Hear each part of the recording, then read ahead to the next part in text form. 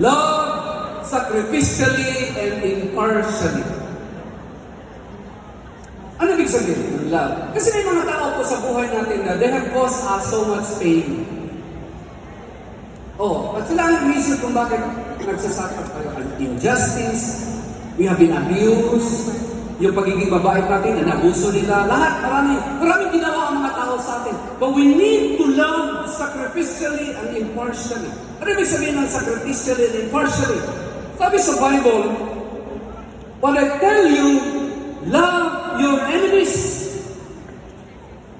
and pray for those who persecute you.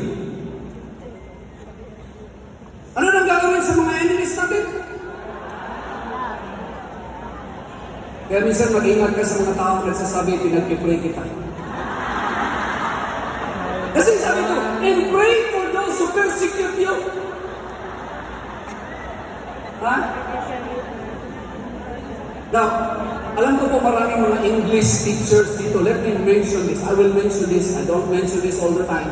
But I will mention this. Lalo na sa mga English teachers, kuhang-kuha nyo ito. The command, love, and pray is in the middle voice. Interesting. Not active, but middle. Ano ibig sabihin ng middle?